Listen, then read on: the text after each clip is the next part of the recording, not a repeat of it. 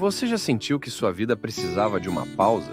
Que seu coração busca por respostas, mas não sabe por onde começar? Caminho da Fé, Descobertas na Estrada da Alma. Não é apenas um livro, é uma jornada, uma história real de superação, fé e transformação que vai inspirar você a dar o próximo passo na sua vida. Descubra como desafios podem se transformar em lições e como cada momento pode ser uma oportunidade para se reconectar com o que realmente importa. Este livro é para quem busca mais do que histórias. Busca propósito, busca inspiração, busca a si mesmo. Disponível em e-book e na versão livro físico. Comece hoje sua jornada de transformação. Caminho da Fé. Descobertas na Estrada da Alma. O que você está esperando?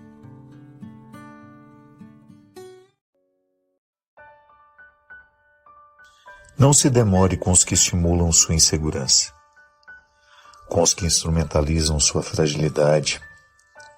Cerque-se dos que estão comprometidos com sua evolução, porque a qualidade da vida emocional depende dos que escolhemos andar ao lado. Às vezes é muito fácil a gente se acostumar com uma ambiência emocional desfavorável. O que é uma ambiência emocional? As pessoas que de alguma forma nos influenciam. Quem faz parte da sua ambiência emocional? Aqueles cuja palavra pesa sobre você. Aqueles cuja opinião é importante para você. Aqueles que você, no dia a dia, divide a vida, seja no trabalho, seja na vida emocional, seja na família. Às vezes nós nos acostumamos com uma ambiência emocional desfavorável. É aquela pessoa que nos critica o tempo todo, parecendo querer o nosso bem. Não. Crítica em excesso nos fragiliza. E a gente identifica facilmente quando uma crítica está a nosso favor. Às vezes a pessoa nos critica com desdém, com satisfação, de nos diminuir, de nos humilhar, e quer que a gente acredite em sua boa intenção. Não é assim que funciona. Quando alguém está comprometido com a nossa felicidade, com a nossa evolução, nós percebemos a diferença na maneira como ela nos critica. É uma crítica envolvida em tanto amor, em tanto cuidado, que nunca nos ofende. Por mais que nos desinstale. Às vezes a crítica do outro nos desinstala, mas não nos ofende. E às vezes a crítica somente nos ofende. E ao invés de nos motivar a ir além, ir adiante, não, ela nos paralisa, porque nos coloca num estado emocional que não favorece o crescimento. Portanto, fique atento. Só dê ouvidos a quem te ama. Só preste atenção, só ouça os que de fato estão comprometidos com o seu crescimento. Eu sei que às vezes o resultado da perturbação emocional em nós é a nossa incapacidade de reconhecer o que precisa ser modificado. Você pode observar que toda vez que nós estamos emocionalmente perturbados, nós perdemos muita capacidade de perceber o que nos faz mal. Aliás, é até uma consequência do pecado em nós, né? Parece que tudo vai ficando mais volumoso. Quanto mais a gente peca, quanto menos condições a gente tem de sair do pecado, mais o pecado vai construindo as suas moradas dentro de nós. E as moradas do pecado, elas nos deshabitam. Ela faz um efeito contrário. Nós habitamos o pecado, mas ele tem o poder de nos expulsar de nós. A gente sabe que na psicologia, terapia, é um processo de reintegração do ser humano consigo mesmo. É o primeiro passo da terapia. Uma boa terapia vai nos deixar mais integrados em nós. O que é ser integrado? É você ter consciência das suas fragilidades, das suas possibilidades, e você saber articular. Você saber lidar bem com você. Para isso que a gente faz terapia. Os psicólogos, os psiquiatras, eles são especialistas de, por meio de uma conversa ou até uma medicação, que às vezes falta a química do bem-estar em nós, que nos prejudica em lidar com a gente. Então, esses profissionais, o padre, o pastor, os líderes religiosos, quantos já conseguiram trazer harmonia ao seu coração? Por quê? Eles modificaram a maneira como você pensava e como você sentia. Eles lhe ajudaram, por meio da palavra, expulsar ou destruir as habitações que você construiu para aquilo que no seu comportamento. Às vezes eu fico impressionado de ver como falta sentido para a vida.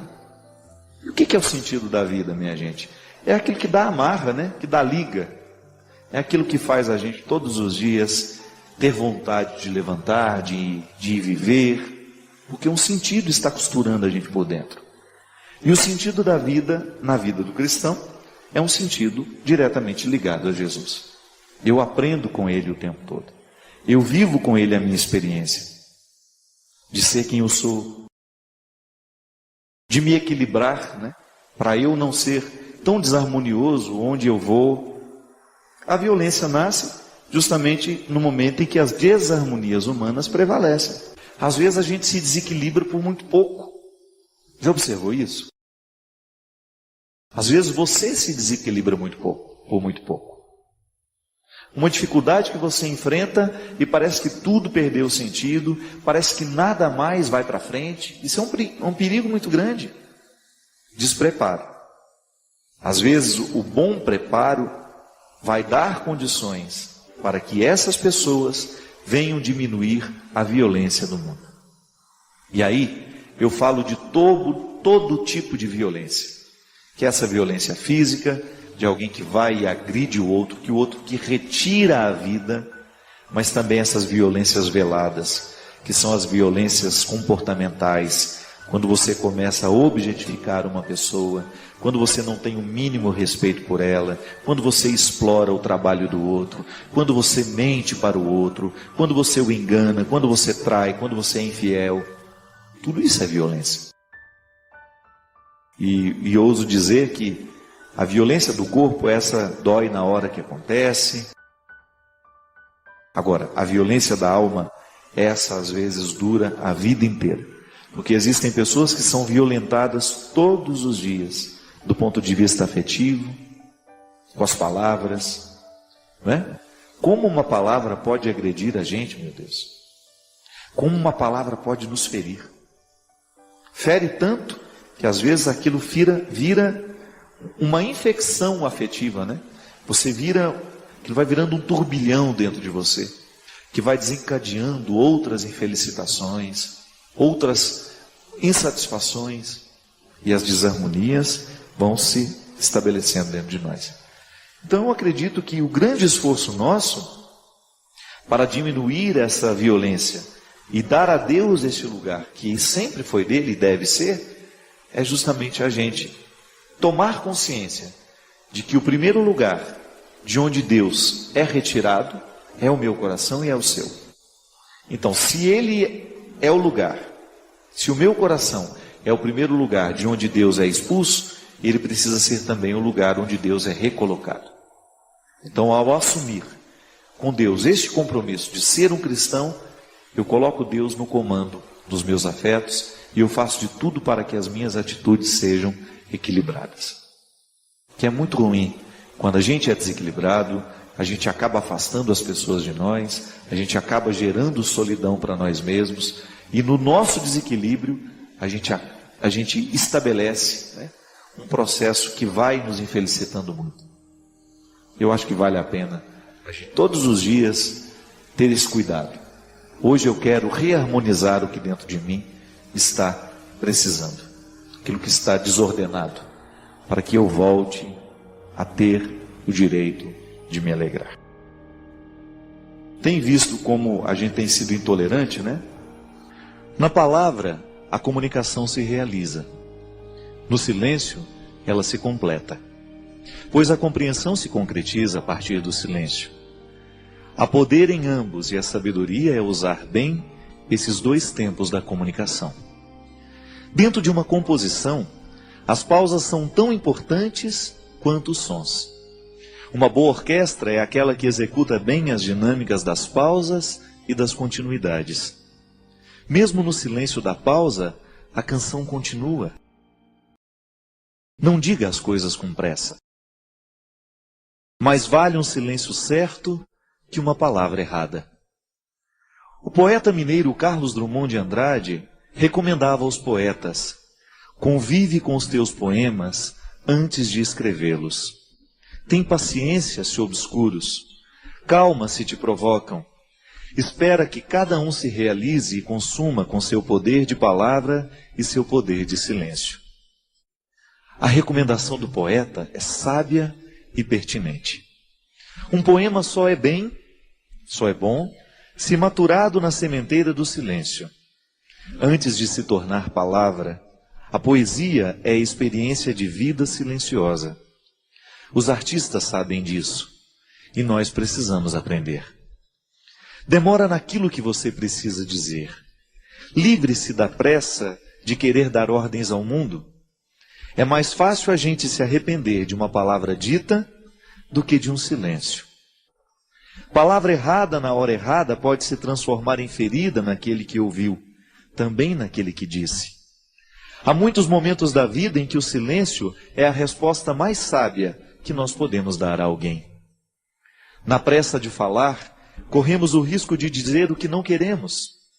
E diante de tudo o que foi dito, nem sempre temos a possibilidade de consertar o erro. Palavras erradas costumam machucar para o resto da vida. Já os silêncios certos, esses possuem o dom de consertar. Por isso, prepara bem a palavra que será dita. Palavras apressadas não combinam com sabedoria. Os sábios sempre preferem o silêncio. E nos seus poucos dizeres está condensada uma fonte inesgotável de sabedoria. Não caia na tentação do discurso banal, da explicação simplória. Queira a profundidade da fala que nos pede calma. Calma para dizer, calma para ouvir. Uma regra interessante para que tenhamos uma boa compreensão de um texto é justamente a calma. Só assim podemos adentrar nos significados que o autor quis sugerir e, consequentemente, mergulhar no mistério do seu texto. Leituras apressadas podem fomentar equívocos. E equívoco é uma espécie de desentendimento entre o que escreve e aquele que lê. É uma forma de obstáculo para a compreensão da linguagem. Na comunicação verbal cotidiana, isso sempre acontece. Dizemos e não somos compreendidos. Diante do impasse, duas realidades são possíveis. Ou alguém disse com pressa, ou alguém escutou sem atenção. Dizer e ouvir requerem silêncio. Só diz bem aquele que pensou antes no que iria dizer. E ouve melhor aquele que se calou para escutar.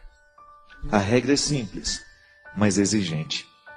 Por isso hoje, neste tempo de palavras muitas, queiramos a beleza dos silêncios poucos.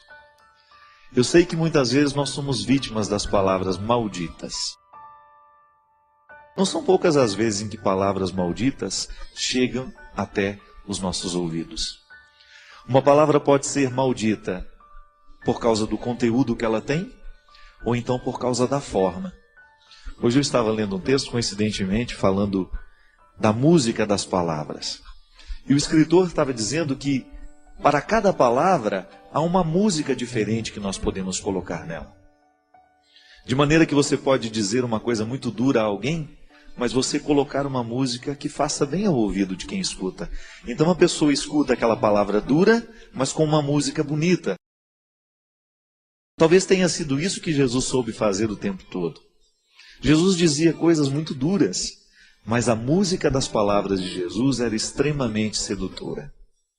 Porque ele sabia muito bem que não adiantava dizer as coisas sem musicalidade. Não adianta nada a gente dizer as coisas com braveza. Não. A gente será muito mais bem entendido se a gente buscar uma música suave para colocar a palavra dura. Você experimenta isso na sua vida todos os dias.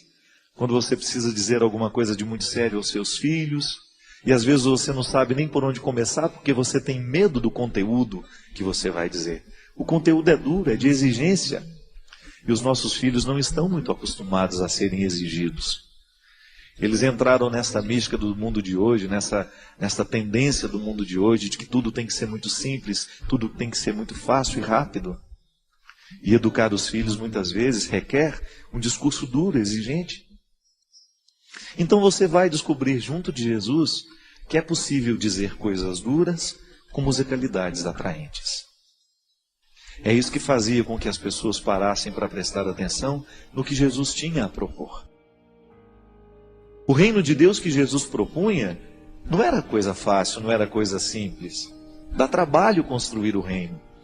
Mas ele construía de um jeito tão terno que as pessoas esqueciam a dureza da palavra e se prendiam na música que envolvia aquela palavra.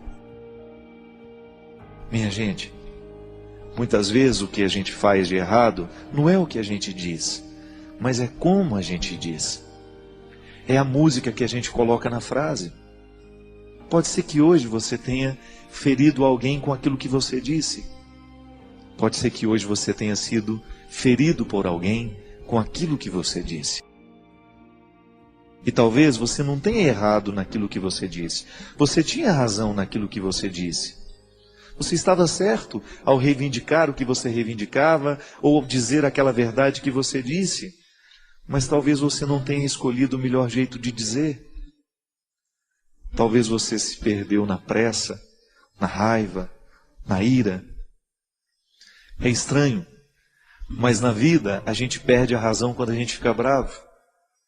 Na vida a gente perde a ternura quando a gente se irrita, porque a ira, ela tem o poder de retirar de nós a sabedoria. E quando nós estamos fora da sabedoria, geralmente nós não sabemos colocar músicas nas palavras. Todos nós gostamos de música. Todos nós gostamos de ouvir aquilo que entrou um dia dentro do nosso coração, nos fez bem. Por quê? A palavra veio com música, ela não veio sozinha. O intérprete colocou naquela palavra uma intenção tão bonita que você de fato acreditou naquilo que ele estava cantando. Uma canção bem interpretada, ela expressa todo o poder de verdade que o compositor quis dar. Mas aquele que interpreta, o bom intérprete, ele faz a canção se tornar ainda mais verdadeira do que quando nasceu da mão do compositor. Porque ele soube colocar a intenção da voz. Eu, quando dava aula na faculdade de teologia, lá na faculdade Beuniana, eu sempre dizia para os meus alunos que seriam padres um dia: olha, cuidado para você não ficar com um tom de voz, um jeito de falar igual a todo mundo. Busque a melodia das palavras. Busque o seu jeito de dizer. E que o seu jeito de dizer as verdades evangélicas, que o seu jeito de ensinar o evangelho, a palavra de Jesus, as coisas boas da vida, estejam de acordo com aquilo que você verdadeiramente acredita em e identifica neste mundo como ternura. A palavra pode ser dura, mas a música que envolve a palavra não precisa ser. Porque aí você vai ter um poder de convencer muito maior do que se você estivesse usando a palavra dura com uma capa, uma armadura. Não. Todos nós temos medo de armadura, porque ela nos recorda a guerra. E às vezes, ao invés de colocar melodia, música na nossa palavra, a gente coloca armadura. E aí a gente assusta aquele que nos escuta, a gente machuca aquele que nos escutou. Eu recebi um e-mail aqui, inclusive ele é todo muito bem escrito, parece um pequeno conto literário. Eu não me amo como deveria. Meu pai era um alcoólatra e parece que estou herdando este mesmo problema dele. O vizinho do apartamento ao lado está rindo. De que será? Onde será que ele encontra tanta alegria? Eu não entendo. Um trago no cigarro, um gole na bebida e daqui a pouco o ritual. Não consigo dormir. Tenho conversado muito com Deus e fico tentando ouvir algo como: vou te livrar desse mal. Mas passa um dia, dois, depois, E eu aqui de novo, um trago, um gole, o vizinho feliz e meu eterno silêncio. Espero, Padre, que este silêncio me traga respostas, porque as perguntas são muitas. E aí não ouço nada, nem o vento me visita. Mas ouço sim apenas uma voz. Você não tem jeito, não tem solução. A oração do Pai Nosso nos diz: seja feita a vossa vontade. E eu entendi, Padre, que Deus já escolheu esse caminho para mim e que eu não posso negá-lo. Essa é a vontade dele. Tento interpretar diferente, mas meu curso de letras não me ajuda. Você vê uma pessoa inteligentíssima, né, fazendo uma leitura delicada da sua realidade, da sua situação. Minha filha, eu não sei seu nome, você não me disse, mas partilhou o coração de uma maneira muito livre. E eu entendo perfeitamente quando você diz que não se ama. Porque o álcool, sobretudo quando ele está estabelecido na vida de uma pessoa, ele não é outra coisa senão a expressão da falta de amor próprio. Não começa assim. É que, na verdade, o vício não sabe conviver com o amor próprio. Eles não cabem na mesma sala. Eles não falam a mesma língua. Porque eles não lutam pelas mesmas questões. O vício, para se estabelecer numa pessoa, a primeira coisa que ele faz é minar a capacidade de decisão da pessoa. Ele retira a liberdade interior. O que é a liberdade interior que a gente tanto fala? Essa capacidade que você tem de dizer não a uma realidade que você reconhece nociva a você. Quando nós perdemos a capacidade de dizer não a uma realidade que nos destrói, é porque essa realidade já se tornou viciosa. Ela se estabelece dentro de nós como um poceiro que invade terras que não eram suas, mas passam a ser pelo tempo em que ele se estabelece ali. É o que nós chamamos de uso capião. Se eu entro dentro de um terreno que não é meu e começo a plantar, fazer ali a minha cultura, daqui a pouco eu entro na justiça e vou requerer o direito de que aquilo é meu. O vício não faz outra coisa na vida da pessoa. E a primeira coisa que o vício faz ao retirar a capacidade que aquela pessoa tem de decidir por si mesma é expulsar o amor próprio. Então eu lhe dou razão quando você diz que não se ama. É um sintoma natural de quem está administrando o problema do vício. Tenho álcool muito próximo a mim. Tenho pessoas que amo, que enfrentam diariamente o problema do álcool. E eu sei muito bem que essa incapacidade de dizer não àquilo que é autodestrutivo é uma manifestação declarada da falta de amor. É que, na verdade, minha gente, o amor próprio, ele funciona como uma imunidade. Quando seus filhos são pequenos, você vai, leva ao posto, você faz toda a tabela de vacinação, porque você sabe que um vírus bobo pode matar um recém-nascido. Ele não tem imunidade ainda. O que é a imunidade? É a capacidade que o corpo tem de livrar-se das doenças. Os médicos nos dizem que todos os dias nós produzimos células cancerígenas. Mas que o sistema imunológico reconhece aquela célula e expulsa.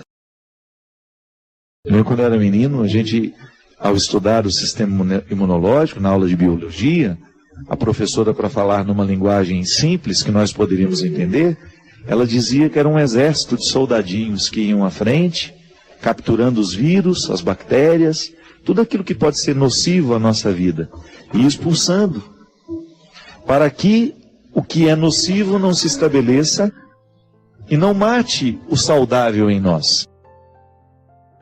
Quando o sistema imunológico está baixo, ele está sofrendo, quando ele não está com todas as suas possibilidades, as células cancerígenas ganham força dentro de nós.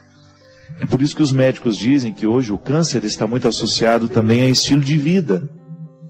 O estresse abaixa a nossa imunidade. A gente fica menos capaz de lutar pela saúde. Estranho isso, né? A gente vai, através da alimentação, da falta de atividade física, a gente vai fragilizando a saúde e o nosso sistema imunológico vai sofrendo. Quem tem afta, primeira coisa que a gente fala, baixou a imunidade, vem a afta, vem a herpes, vem a gripe, o resfriado. O amor próprio funciona na nossa vida emocional da mesma maneira como a imunidade na prevenção das doenças. Quando uma pessoa está com uma boa dose de amor próprio, quando ela administra diariamente esse zelo por si mesmo, por si mesma, essa pessoa vai pensar 2, 3 vezes antes de assumir um comportamento autodestrutivo. Isso vale até para os relacionamentos. Quantas pessoas você encontra pela vida com relacionamentos autodestrutivos, rendendo-se a um não amor, a um relacionamento de posse, mas porque ela está deixando de se amar, ela se rende àquele relacionamento. E é lamentável. Quando o amor próprio está em baixa, nós nos tornamos uma presa fácil para os vícios. O que eu te sugiro, minha filha? Primeira coisa, fortalecer-se. Você precisa ter uma vontade fortalecida. Santo Agostinho falava muito disso, da vida virtuosa. O que é a vida virtuosa? É você buscar no seu dia a dia, pisar na cabeça dos defeitos, da mesma maneira como Nossa Senhora pisa na cabeça da serpente, na representação da imagem que nós conhecemos, a Nossa Senhora das Graças, né? Que pisa na cabeça da serpente.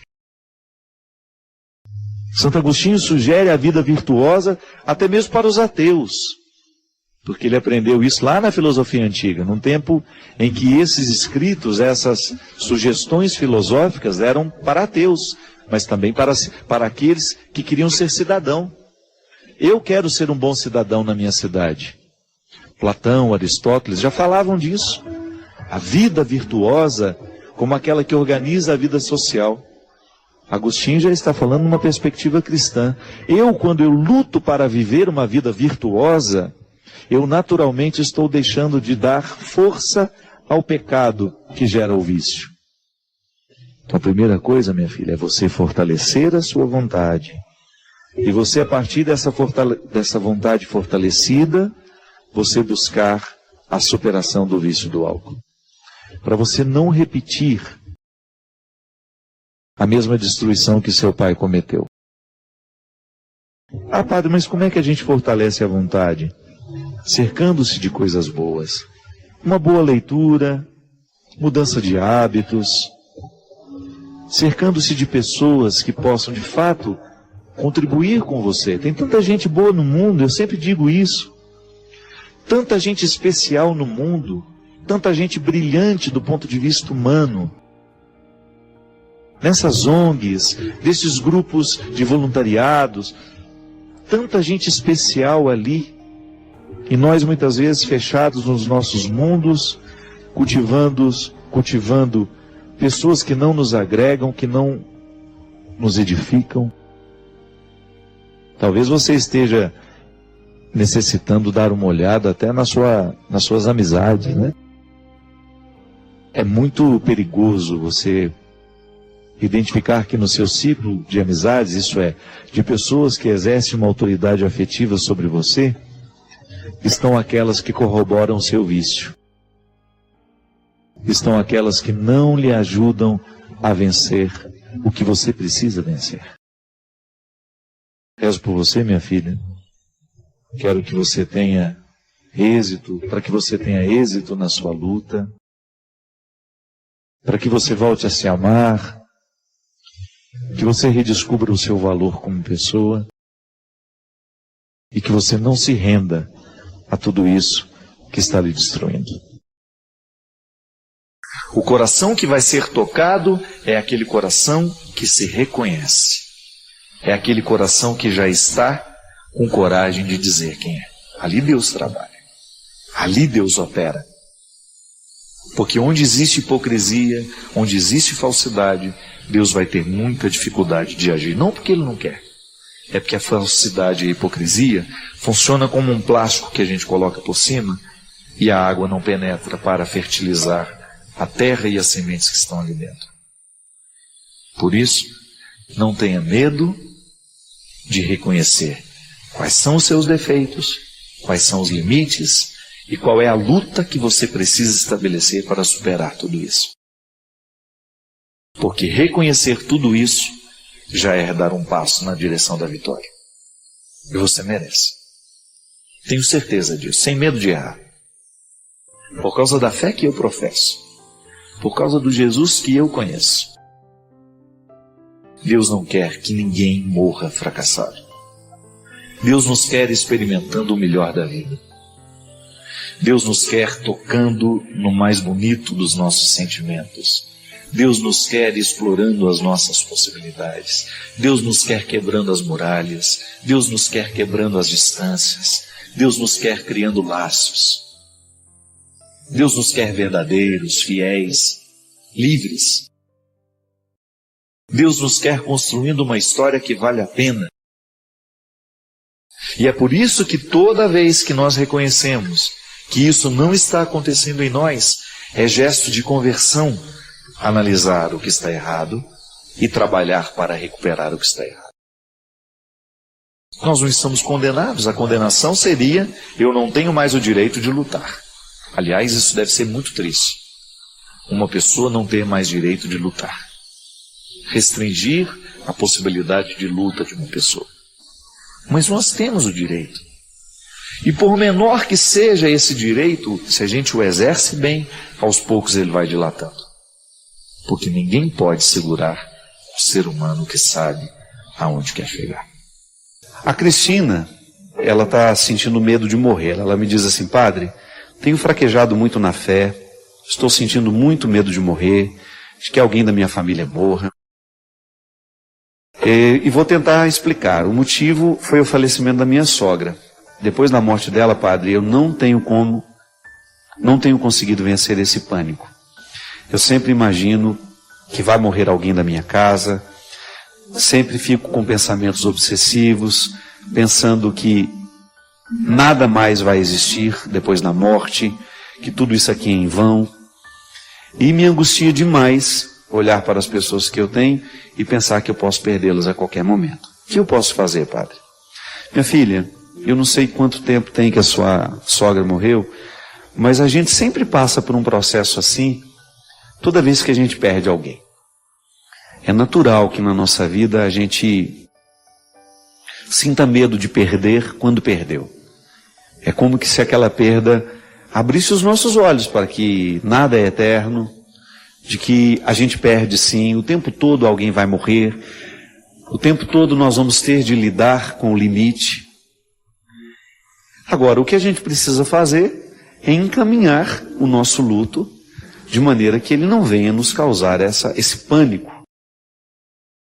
Como que a gente pode fazer? Eu acho que a oração ainda é o melhor caminho para nós curarmos esses traumas. É claro que buscar a ajuda de um psicólogo, quando isso se estende muito. Mas sabe, antes de você dormir, você rezar um salmo de confiança. Tem tantos salmos aí na Sagrada Escritura que nos ajudam a dizer essa confiança. O Senhor é minha força, é a minha proteção, em Ti nada temerei. De você buscar uma palavra, uma oração, de você pedir a oração de outras pessoas. Os grupos da renovação carismática, eles são muito bons nesse sentido. Porque lá existem pessoas que gostam de rezar umas pelas outras. É tão bom quando alguém põe a mão na nossa cabeça, reza por nós. A gente se sente mais acolhido, sobretudo no momento dessa fragilidade, Cristina.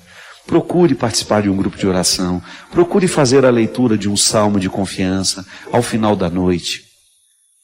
Não perca a oportunidade de criar essa vida mística. Sabe, a oração ela tem um efeito terapêutico sobre nós. Nós precisamos rezar. E essa oração, ela pode ser feita através da palavra, ela pode ser feita dentro de uma igreja silenciosa, sabe? De você de vez em quando se refugiar na igreja da sua cidade, no horário em que não tenha muitas pessoas. Fica ali, diante do Santíssimo.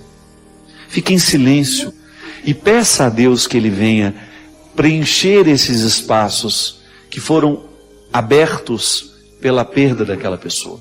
Você perdeu a sua sogra, ela devia ser uma pessoa importante para você, você devia ser muito ligada a ela, e agora está sentindo essa insegurança, que é um processo humano natural, mas que a oração pode nos ajudar muito. Cada vez mais eu tenho acreditado nisso, viu, minha gente? Que o cuidado de Deus muitas vezes na minha vida é fechar portas. Interessante, né? Como nós temos dificuldade de entender o amor no momento que alguma coisa nos é negado. É assim com a nossa mãe, com o nosso pai, né? Quando você pede a ela alguma coisa, ela fala não para você. Talvez não agora mais, mas em outros momentos da sua vida. E você, porque não sabia compreender o motivo do não, achava que ela não te amava, que era desaforo, né? Só depois, com a experiência do tempo, de amadurecer, de ser pai também, quem sabe, de ser mãe também, é que você descobre que boa parte das demonstrações de amor do seu pai, da sua mãe na sua vida, vieram através de nãos. Restrições que eram absolutamente necessárias. Restrições que eram absolutamente favoráveis a você. Eu fico pensando que conhecer o amor de Deus na nossa vida é justamente ser capaz de entender os nãos. Hoje eu estava ouvindo aquela música antiga, lembra do Gonzaguinha? Como é que é o tom, Cristian? Acho que é esse tom mesmo, vai. Quem me chamou, quem vai querer voltar pro ninho, descobrir seu lugar. Aí o refrão, aqui é a parte que eu quero. Você verá que é mesmo assim, a história não tem fim. Continua sempre que você responde sim. Na sua imaginação, para sua imaginação, a arte de sorrir cada vez que o mundo diz não. Ah, é difícil demais, não é? Sorrir quando o mundo diz não para a gente. Sorrir quando você tem que enfrentar o não da vida. Porque não é sempre que acontece como nós queremos. As pessoas morrem antes da hora, né? Na nossa compreensão. As pessoas vão embora antes do tempo. A gente nunca está satisfeito com o que a gente viveu, com o que a gente teve. Então, como é difícil a gente lidar com o não que a vida nos deu. Ah, mas eu queria tanto isso para mim, padre, e não tive. E aí você descobrir a arte de sorrir, mesmo quando o mundo diz não. Gonzaguinha sabia das coisas. Já estava mergulhado na sensibilidade do mundo, ou de conhecer as verdades que nem sempre nós somos capazes de compreender no primeiro momento. O não como lugar do amor, minha gente. Eu entendo o cuidado de Deus na minha vida assim, me permitindo, mas também me negando muito. Não é para você, não é a hora. E você ter que administrar na sua vida os nãos, e mesmo assim você continuar sorrindo. Não um sorriso bobo, não. Aquele que nasce da convicção mais profunda de que você fez a coisa certa. Esse é o maior conforto, minha gente, que nós podemos experimentar na vida. É um conforto existencial de você saber que você fez a coisa certa. Que você, apesar de ter tido tantas dúvidas naquele momento, de ter sido tão difícil, de ter sido tão pesado, de você chegar à conclusão de que você fez a escolha certa. A arte de sorrir cada vez que o mundo diz não. Eu acredito que para todos nós que vivemos a dinâmica do Evangelho, para nós que resolvemos pautar a nossa vida na perspectiva do Evangelho, é sempre tempo de luto. Porque esta é a principal ação de Deus em nós.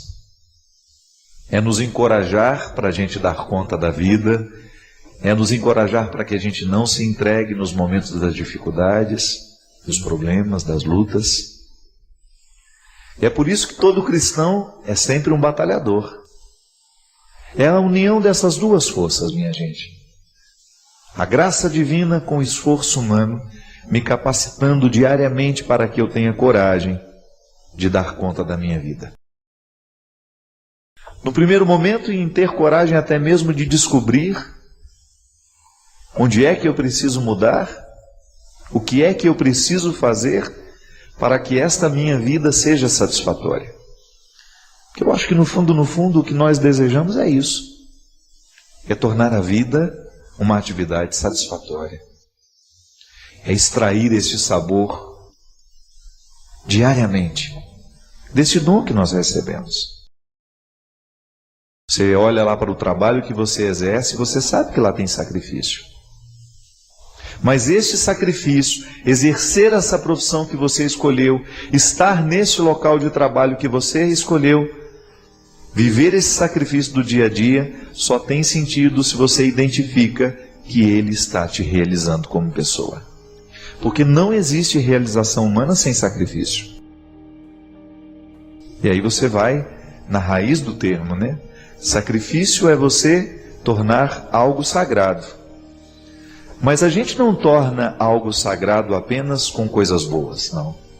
É preciso uma parcela de sofrimento e de dor em tudo aquilo que nós fazemos, não é? Mas precisa valer a pena. E Deus nos encoraja o tempo todo a olhar para isso. Eu não tenho perdido a oportunidade, sabe? Tenho ficado muito inquieto com as minhas demandas, né? Preciso estar feliz.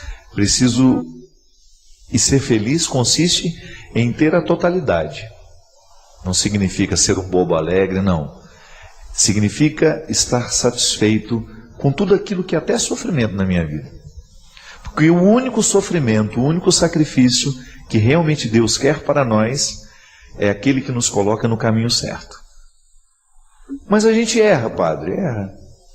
Mas eu acho que o nosso empenho é caminhar para errar menos. Para a gente ter condições de acertar um pouco mais naquilo que nós estamos escolhendo. Quando você sente que existe uma situação nebulosa, oh meu Deus, em qual caminho eu agora devo me colocar? Qual é a perspectiva que eu agora devo trazer para a minha vida? É a hora da oração, do aconselhamento, da direção espiritual, né? Da partilha, com aquelas pessoas que nos amam de verdade, com os amigos que realmente conhecem o nosso coração. E a partir desta análise que fazemos juntos, a gente vai descobrindo qual é o propósito de Deus para nós. Porque às vezes, minha gente, nós corremos o risco de desperdiçar o nosso sangue, de desperdiçar a nossa energia nos lugares errados, nas situações erradas. Quanta infelicidade vem sobre nós quando nós estamos nos lugares errados, fazendo o que é errado. Muitas pessoas se perdem, muitas pessoas morrem assim, é lamentável, né? Porque falta coragem de se colocar para a batalha que precisamos vencer. E sem luta, minha gente, sem oração, sem reflexão, a gente não chega a essas respostas. Nós somos muito complexos. A experiência humana nos mostra isso, né? O ser humano é muito complexo. Nós somos depósito de sonhos, de ansiedades, de desejos, de possibilidades, de limites. Você é um conjunto de mistério, né? Mas você precisa viver essa vocação diária de ir investigando esses mistérios para que pelo menos um pouco deles você possa desvendar e a partir daquilo que se desvenda ter condições de descobrir o seu lugar no mundo. O que vamos fazer do dia de amanhã? É uma boa pergunta. Posso olhar para o dia de hoje, identificar o que fiz de errado hoje e quem sabe me propor uma manhã um pouco mais interessante do que foi o dia de hoje. É isso, minha gente, que traz o elan vital. O que é o elan vital? É essa amarra invisível que dá sentido àquilo que a gente faz, que traz alegria aos nossos olhos, que traz esperança ao nosso coração, que injeta sangue corajoso nas nossas veias, para que a gente nunca pare de lutar. Porque se o sacrifício ele nos infelicita somente se ele não traz aquela satisfação de você estar no caminho certo, então ele é um sinalizador de que alguma coisa precisa mudar. Porque você não tem o direito de comprometer a sua existência, porque ela é um dom. Ela lhe foi dada por Deus e você é apenas um administrador de tudo isso. E é responsabilidade sua colocar as escolhas nos lugares certos para que esta existência seja brilhante no mundo. É por isso que a vida bem vivida, ela é sempre frutuosa, porque ela desperta nos outros como se fosse uma corrente do bem, né, acontecendo. Porque a pessoa que está satisfeita com a vida que está levando, ela é naturalmente generosa, ela é naturalmente solidária, ela se partilha, ela se dá, né? Ela se entrega. E o outro acaba contagiado por essa vida que está sendo satisfatória. Assim como fala o Evangelho, da luz que é acesa e é colocada sobre a mesa para que possa servir para iluminar a vida dos outros também. E aí nós entendemos que a vela acesa em cima sobre a mesa, ela facilita o caminho de quem passa por nós. Se eu me disponho a ser um homem realizado, e se me interpreto como uma vela acesa sobre a mesa do mundo, sobre este altar que é o mundo, eu vou facilitar a passagem daqueles que passarem por mim. Serei luz no caminho deles. Mas este sinalizador, minha gente, precisa estar presente o tempo todo, da mesma maneira como um cais é sinalizado de maneira iluminada para que os navios o encontrem. Da mesma maneira, quando nós precisamos pousar de madrugada num aeroporto, você vê de longe as luzinhas da pista, sinalizando de que ali existe um porto seguro para você chegar. E essa é a luta do dia a dia. Eu hoje estou vivo e hoje preciso arrancar deste estar vivo o sabor que me capacita para ter cada vez mais disposição para viver e fazer viver o que está ao meu redor. Porque é sempre assim, né? A gente nunca vive sozinho. Onde existe uma pessoa feliz, ali você pode ter certeza que ela vai fazer de tudo para provocar felicidade nos outros, até naturalmente. Ela vai despertar esse desejo de ser feliz no movimento natural. Apenas sendo ela satisfeita com ela mesma, com a vida que está vivendo, ela vai provocar isso nos outros. O contrário também é verdade, né? Quando você tem uma pessoa insatisfeita consigo mesma, ela acaba provocando insatisfações. Ela acaba sendo um obstáculo para muitas outras pessoas. E é por isso que eu digo que nós precisamos ser muito honestos, né? Com a vida que nós estamos vivendo e com aquilo que nós estamos provocando no outro, no momento em que vivemos ao lado dele. E gosto de ensinar isso teologicamente, né? Estamos sempre auxiliados pela graça. A graça de Deus, que também podemos chamar o amor de Deus, a bondade de Deus, são termos distintos para dizer uma mesma coisa, porque tudo isso é graça. O amor de Deus na nossa vida é fruto da graça, é gratuito, é generoso. A graça sempre se antecipa. Mas se eu me apago, se eu não promovo a minha realização no dia a dia, que é, volto a dizer, o que é a realização humana? É o acolhimento do dom divino, é o acolhimento da graça divina na nossa vida. E na união desse acolhimento, que se desdobra em atividades, em atitudes de escolhas, de dizer sim, de dizer não, é assim que nós fazemos a existência ser frutuosa, dizendo sim e não na hora certa. Santo Agostinho dizia de maneira muito sábia, que até mesmo o amor com que a gente ama nos foi dado por Deus. Eu só posso amar porque Ele me amou primeiro. Só posso ser bom porque Ele foi bom comigo primeiro. Só posso ter coragem porque Ele já depositou a coragem em mim. O meu esforço, que é todo o meu empenho do meu dia a dia, da minha vida cristã, porque não existe vida cristã sem essa outra dimensão humana, não é? Que é o esforço, que é a garra, a dinâmica que eu coloco, as atitudes que favorecem o agir desta graça em mim. Volto a dizer, o sacrifício, ele só tem sentido quando ele nos sinaliza de que ele é um caminho que nos faz chegar à vontade de Deus, ao desejo de Deus para nós. E descobrir essa vontade de Deus na nossa vida é preciso investigação, né? É preciso descobrir quem eu sou, quais são as minhas aptidões, aonde é que a minha alma se sente confortável. Deus fala através da minha consciência. A minha consciência me indica o que é certo e o que é errado. E quanto menos pecado eu tiver, maior será a minha capacidade de compreender o certo e o errado. Quanto mais honesto eu for, maior será a capacidade que a minha consciência vai ter de me colocar a palavra de Deus ou a verdade de Deus para a minha vida.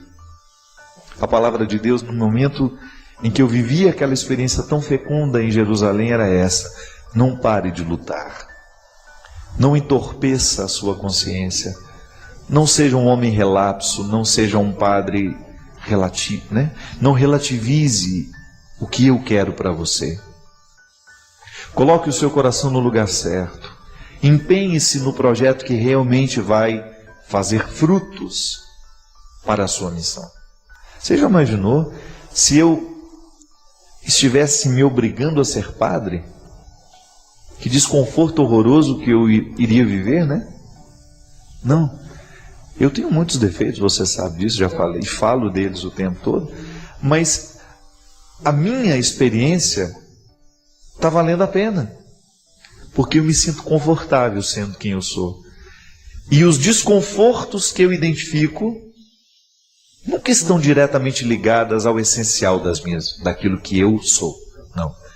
Eu não conflituo mais o fato de ser padre, de fazer o que eu faço, mas eu ainda me conflituo de fazer como faço.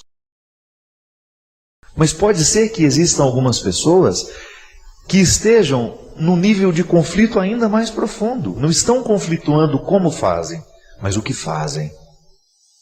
O que escolheram para si. E é aí que nós precisamos agir. Porque o nosso lugar no mundo é Ele. É em busca dele. É para isso que nós vivemos. Encontrar o nosso lugar no mundo. Porque o lugar do mundo que deve ser nosso é aquele que nos coloca ao redor das pessoas, que nos dão sentido. O lugar do mundo que nos pertence e que realmente Deus nos projetou para estarmos lá, às vezes nós precisamos passar uma vida inteira procurando, né? Mas a procura já tem sentido. Por isso que o conflito é bem-vindo, porque ele vai me fazer perguntar diariamente se eu estou caminhando na direção deste lugar. Às vezes é contrariando o outro que nós conseguimos acertar a harmonia interior que às vezes está perdida, porque nós estamos fazendo tudo errado apenas para agradar o outro. E isso é uma infantilidade, né? Nós muitas vezes somos infantis assim. Eu não estou dizendo que você tem que desconsiderar o seu papel, a sua importância na vida do outro. Não, não é isso não. Eu estou falando daquelas amarras que nós permitimos que coloquem em nós pelo simples fato de agradar o outro. É claro que é bom a gente agradar o outro, mas a gente tem que agradar o outro do jeito certo, não comprometendo a nossa vida. Quando você percebe que você está comprometendo a sua realização só para agradar o outro, você corre o risco de estar cometendo o pior de todos os pecados, que é desperdiçar a vida. Porque esse é um ponto de partida interessante.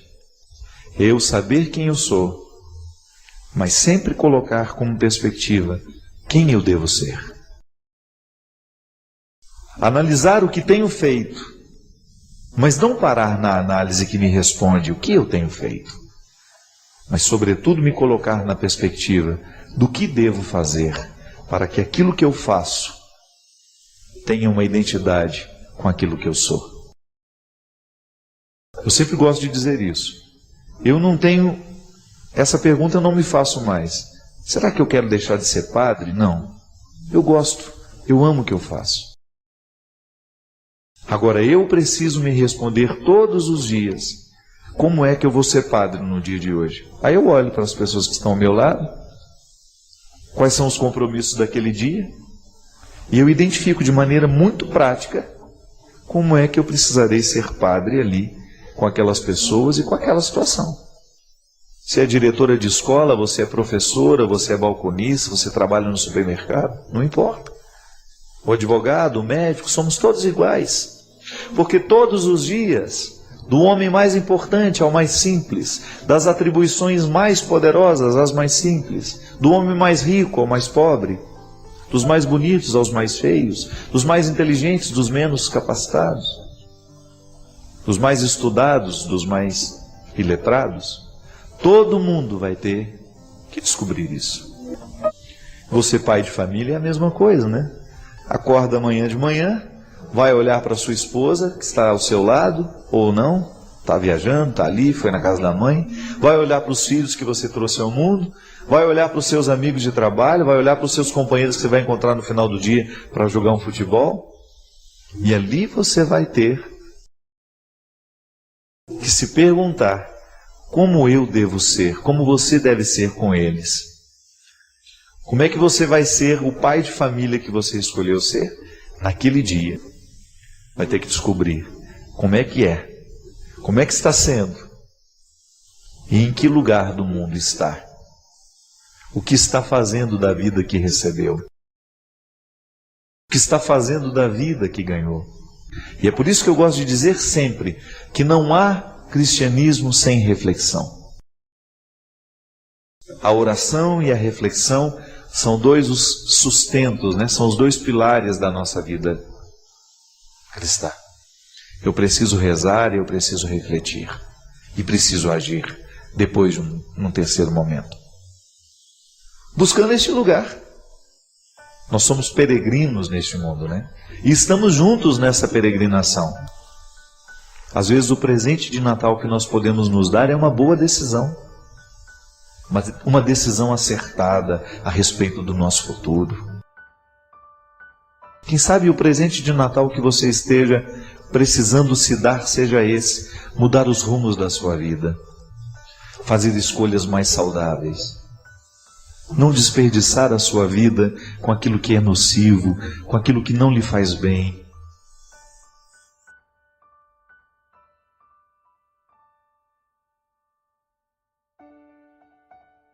Já parou para pensar que muitas vezes nós não somos felizes porque nós passamos boa parte do nosso tempo idealizando a vida? Idealizando as situações, as realidades, ou até mesmo cometendo esse crime cruel de ficar preparando sempre para o futuro uma alegria que deveria ser vivida hoje. É aquela mentira, né, que a gente escuta. A vida começa aos 40, isso é mentira. A vida começa toda hora. Como se aos 40 nós tivéssemos condições de interpretar o que passou como algo que não valeu a pena, com a possibilidade de projetar um futuro como se agora a vida estivesse valendo. Não, a vida vale toda hora. Mesmo quando nós experimentamos a mais atroz de todas as dores, quando nós experimentamos a morte, a vida sempre vale a pena. Eu não tenho o direito de ficar aqui hoje projetando uma alegria para o futuro sem me interessar pelo cotidiano que me rodeia. Esse é o meu sentido. Assim como preciso lavar o rosto todos os dias de manhã, eu preciso lavar a minha alma para que caiam todos os excessos que infelizmente coloco e permito que coloquem sobre ela. É o primeiro passo, minha gente, para que a vida seja possível. É o primeiro passo para que a gente tenha condições de administrar a existência com todos os fardos que são próprios dela. E nós não podemos abrir mão dos fardos que são próprios da existência. Não existe um sentido pronto. Eu não gosto de julgar sobre os outros as responsabilidades que são nossas. Eu tenho consciência de que algumas coisas que eu preciso, só eu posso me oferecer. Aliás, boa parte do que eu preciso, só eu posso me oferecer. É muito injusto que eu peça ao outro que me dê aquilo que só eu posso me dar. Por exemplo, amor próprio, né? Sou eu o primeiro a administrar o amor que mora dentro de mim, a minha experiência pessoal de ser quem eu sou, de ter de administrar todos os dias o sentido para a minha existência. Sou eu que tenho que abandonar todos os dias a ilusão de que a vida é perfeita, de que eu terei uma vida maravilhosa, de que tudo será esplendoroso. Não. Sou eu que preciso administrar diariamente a compreensão de que tudo está marcado pelo limite e que mesmo sendo marcada pelo limite, a vida pode ser boa. Eu não tenho que esperar do outro que a minha vida seja boa por causa dele, não. O primeiro passo para isso é aqui dentro do meu coração, na minha cabeça, quando eu faço a minha higiene pessoal, né? Da mesma maneira como eu preciso lavar o meu rosto, eu também preciso lavar a minha alma todos os dias para que caiam por terra todas as ilusões de que essa vida deveria ser perfeita, de que tudo será maravilhoso, de que tudo será esplendoroso. Não. Não é assim. Então todos os dias eu preciso fazer cair por terra o que não é verdadeiro. Por isso que eu gosto tanto do cristianismo, porque ele não nos ilude. Jesus em nenhum momento propõe aos seus seguidores uma vida maravilhosa e mágica, distante dos sofrimentos, distante das lutas, porque Jesus compreende a vida como ela realmente é. Ela pode ser maravilhosa, pode, mas ela também pode ser muito triste. E que é na arquitetura dessas duas possibilidades que nós nos posicionamos com a responsabilidade, então, de viver com dignidade aquilo que nos foi proposto hoje. E assim a gente é amigo, assim a gente é pai, assim a gente é irmão. De vez em quando Deus nos visita de maneira muito concreta através das pessoas. Aliás, ando pensando que é uma das formas privilegiadas que nós temos de receber a presença de Deus é através de um amigo de verdade. Digo isso porque é tão humano, né, amar, é tão humano sofrer, é tão humano perdoar, necessitar ser perdoado, é tão humano errar. E o amigo é com quem nós dividimos diariamente as dinâmicas destes verbos. Quando falo amigo, eu coloco a possibilidade de que tenhamos dentro de casa uma mãe que seja também uma amiga, um pai que seja também um amigo. Nas devidas proporções, né? Uma amizade que não ofusca o papel fundamental daquela pessoa na nossa vida. O primeiro papel do pai não é ser amigo, é ser pai. Mas ele pode ser um pai amigo. Quando nós encontramos em alguém a possibilidade de conjugar a mística cristã de maneira tão concreta, tão real, tão verdadeira, quando alguém, pelo mistério de ser quem é, nos acompanha. Quando alguém no mistério de ser quem é, alivia a nossa existência. Hoje eu precisei viver um dia rodeado pelos meus limites. Limites físicos, limites pessoais, humanos, psíquicos, emocionais. E mesmo assim, eu precisei dar conta da vida. Os meus amigos fazem parte desse processo. Mas o primeiro passo é sempre meu. E é aqui que Deus mora, minha gente. Nessa motivação. É aqui que a conversão precisa acontecer. É o que nós precisamos pedir a Deus todos os dias. Nós não queremos que Ele modifique a nossa vida. Nós queremos que Ele modifique quem somos. Porque se Ele modifica quem somos, é bem provável que naturalmente a gente modifique a vida que a gente vive. Ainda hoje eu falava sobre isso no meu Twitter, né? Que há sofrimentos que estão ao nosso lado, que por mais que a gente seja solidário com aquele sofrimento, a dor continua sendo do outro. É o limite. É o limite que o pai precisa enfrentar todos os dias com o filho, ao olhar para aquela criança saindo com a sua mochilinha para ir para a escola, e o pai não ter condições de salvar aquela criança de todos os sofrimentos que ela terá de enfrentar naquele dia de aula. É assim que a gente ama muitas vezes, querendo colocar uma redoma de proteção para que o outro não sofra aquilo que nós precisamos sofrer para ser quem a gente é, mas aí nós cometemos uma injustiça. Você, se retirar o que você sofreu, se retirar as lutas que verdadeiramente você precisou travar para ser quem você é hoje, é provável que você não teria dado muito certo na vida, não. Então, no gesto de querer amar e proteger, nós queremos privar o outro de viver aquilo que realmente o fará crescer. Já observou como nós fazemos isso quando nós amamos? Aí a gente oferece ao outro um amor que desprotege. Pode parecer um jogo de palavras, mas não é. Muitas vezes, a nossa proteção é uma desproteção. Porque ao rodear o outro de todas as atenções e carinhos para que ele não sofra, nós estamos privando-o justamente do elemento mais humano, daquilo que nós podemos, que é inegável na nossa condição, que é justamente o fato de sermos limitados. Tudo que você é passa pela sua cabeça.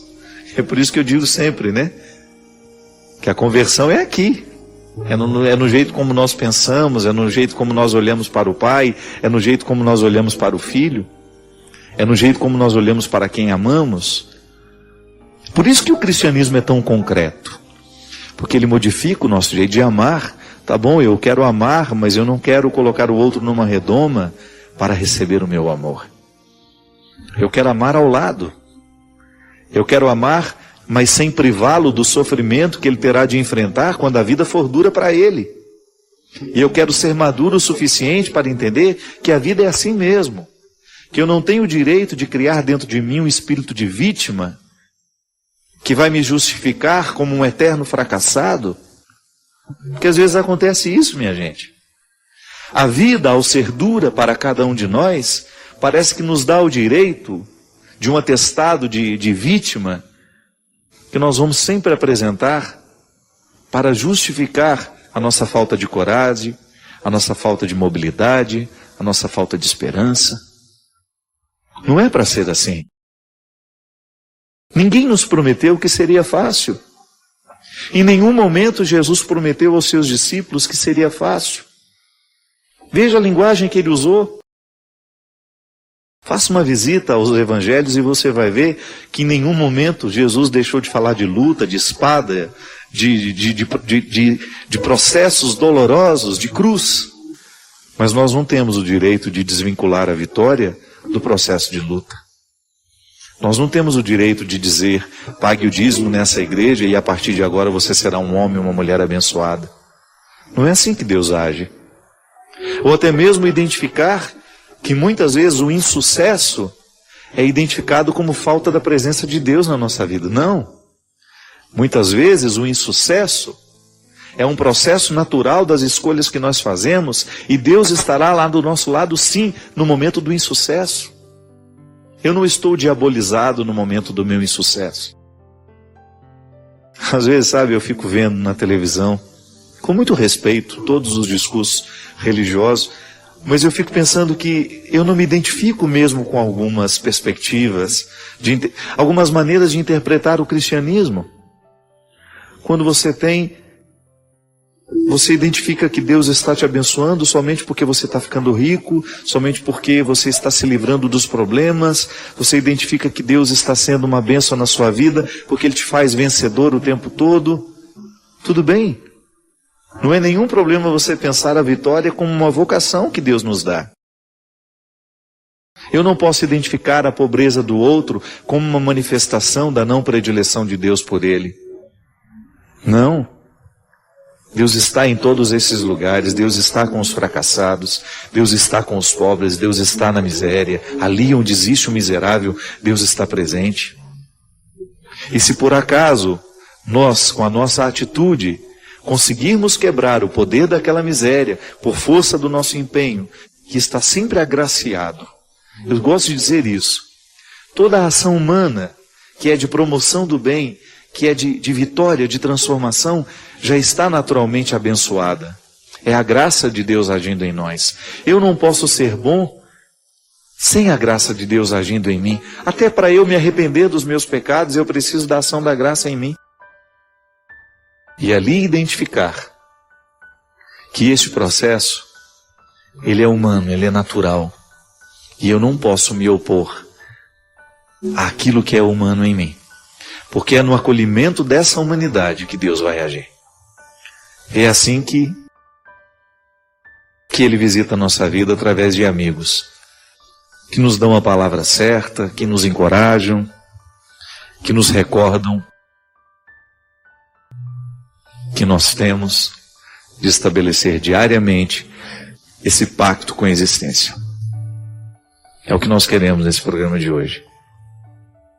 Que a partir do que aqui refletirmos, nós tenhamos condições de dar um passo na direção dessa realidade que nos aproxima cada vez mais de Deus, quando bem vivida, quando bem experimentada.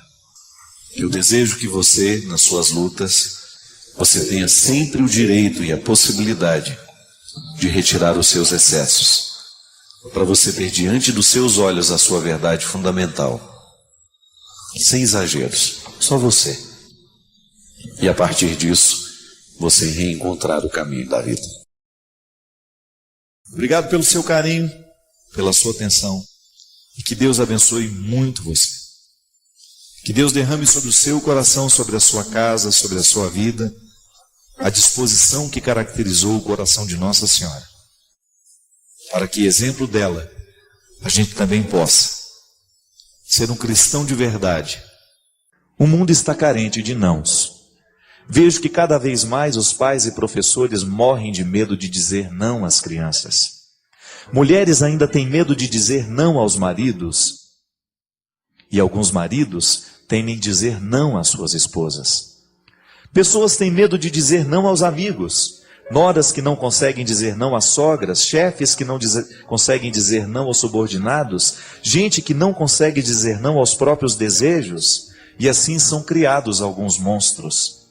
Talvez alguns não cheguem a sequestrar pessoas, mas têm pequenos surtos quando escutam um não, seja do guarda de trânsito, do chefe, do professor, da namorada, do gerente do banco. Os pais dizem, não posso traumatizar o meu filho. E não é raro eu ver alguns tomando tapas de bebês com 1 ou 2 anos. Outros gastam o que não têm em brinquedos todos os dias e festas de aniversários faraônicas. Sem falar nos adolescentes. Hoje em dia é difícil ouvir alguém dizer, não, você não pode bater no seu amiguinho. Não, você não vai assistir a uma novela feita para adultos. Você não vai passar a madrugada na rua. Não, você não vai dirigir sem carteira de habilitação. Não, você não vai beber uma cervejinha enquanto não fizer 18 anos. Não, essas pessoas não são companhias para você. Não, hoje você não vai ganhar brinquedo ou comer salgadinho e chocolate. Não, você não vai faltar na escola sem estar doente. Não, essa conversa não é para você se meter. Não, com isso você não vai brincar. Não, hoje você está de castigo e não vai brincar no parque. Crianças e adolescentes que crescem sem ouvir bons, justos e firmes nãos, crescem sem saber que o mundo não é só deles. E aí, no primeiro não que a vida lhe dá, e a vida vai lhe dar muitos, surtam. Não estou defendendo a volta da educação rígida e sem diálogo. Pelo contrário, eu acredito piamente que crianças e adolescentes tratados com amor real, sem culpa, tranquilo e livre, conseguem perfeitamente entender uma sanção do pai ou da mãe, intuem que o amor dos adultos pelas crianças não é só prazer, mas é também responsabilidade. E quem ouve uns nãos de vez em quando, também aprende a dizê-los quando é preciso. Acaba aprendendo que é importante dizer não a algumas pessoas que tentam abusar de nós de diversas maneiras, com respeito e firmeza, mesmo que sejam pessoas que nos amem. O não protege, o não ensina, o não prepara. Por mais que seja difícil, eu tento dizer não aos seres humanos que cruzam o meu caminho quando acredito que é hora.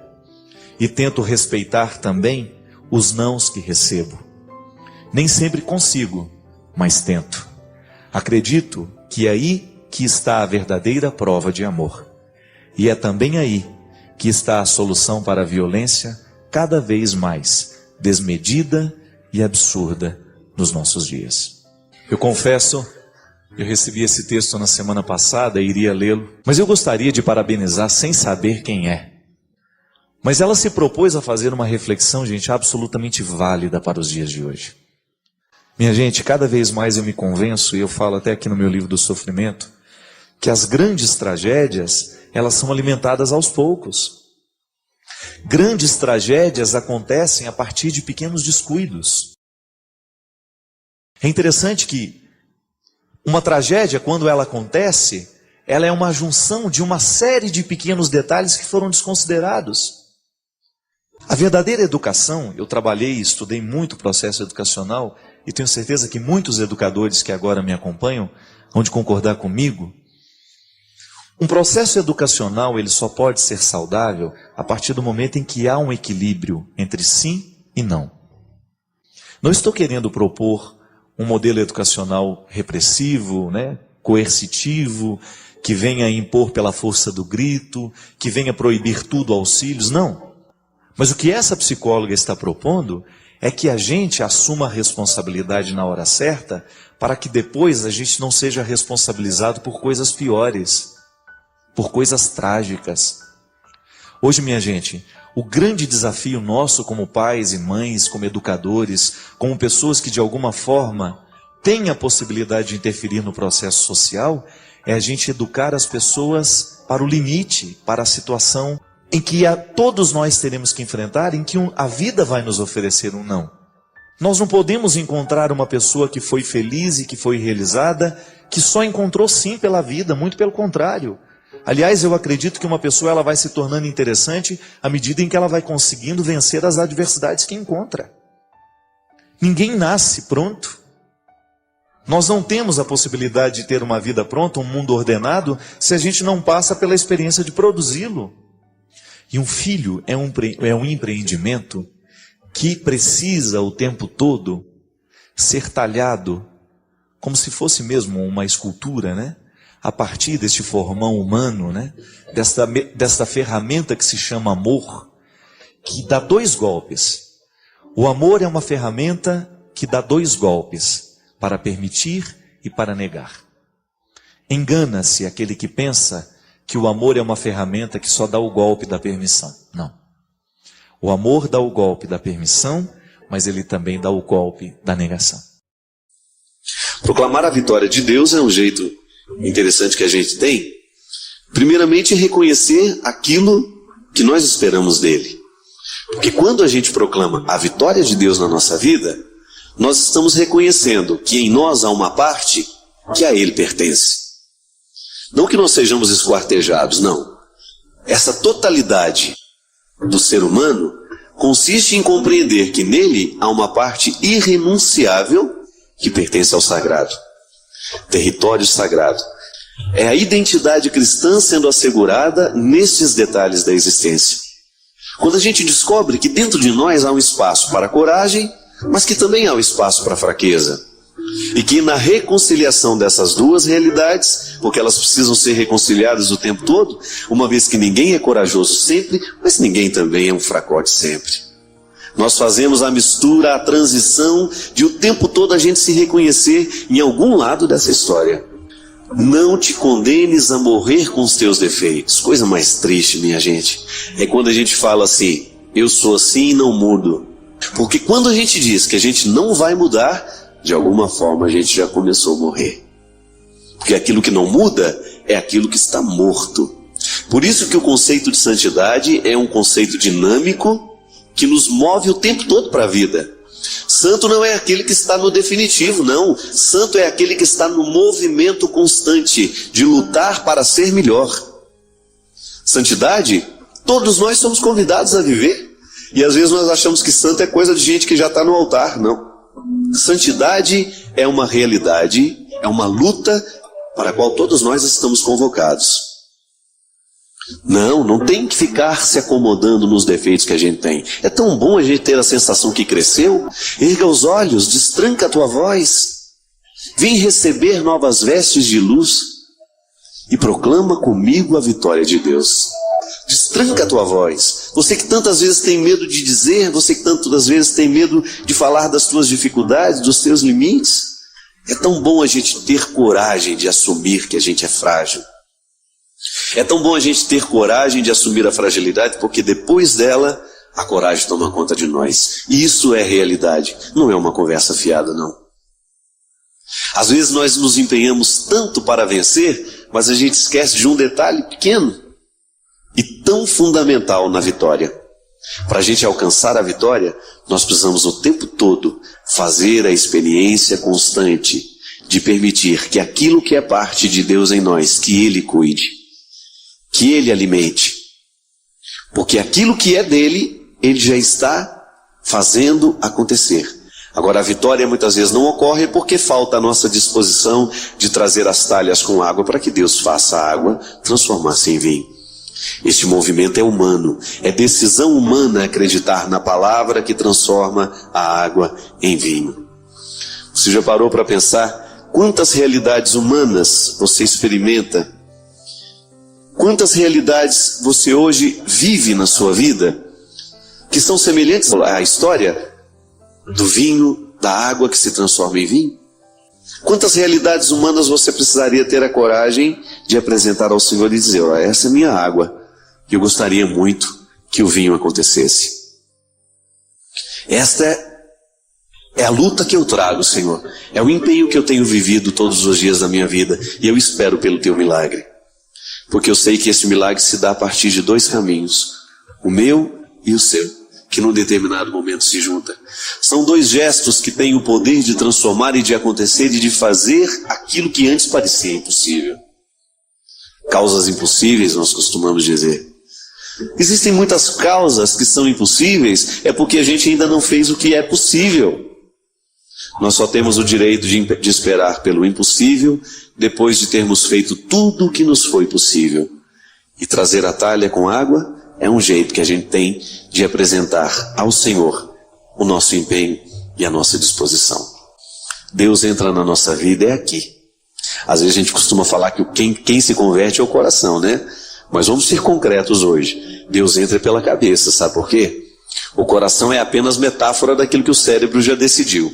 Você ama é aqui. Por isso que quando a cabeça não funciona, quem sofre é o coração. Quando a gente não decide certa pessoa que nós vamos amar, quem sofre é o coitadinho aqui, que vai vivendo as pressões, né, e depois ele vai infartando aos poucos. É assim. Deus acontece na nossa cabeça. Por isso que os gregos tinham uma expressão muito interessante que pertence ao contexto da filosofia, que uma pessoa está de fato modificada é depois que aconteceu nela a metanoia. Sabe o que significa metanoia? Mudança de mentalidade. Aquilo que antes girava para a direita, agora gira para a esquerda. Isso é conversão. O nosso raciocínio conseguiu englobar algumas realidades que antes ele não englobava. Aí a gente pensa com mais amplitude. E às vezes as coisas vão mal na nossa vida é porque falta visão mesmo. Falta a gente pensar diferente. Porque Deus acontece na nossa vida quando a gente pensa. Deus acontece na nossa vida quando nós agimos pelo bom senso. Ou quando nós começamos a colocar a vida a partir de algumas reflexões. Ou quando nós começamos a viver de maneira mais refletida. Aí a gente começa a abrir os horizontes para aquilo que antes parecia tão estreito. Aí nós começamos a acender luzes em lugares que antes estavam tão escuros. E é isso que nós queremos fazer.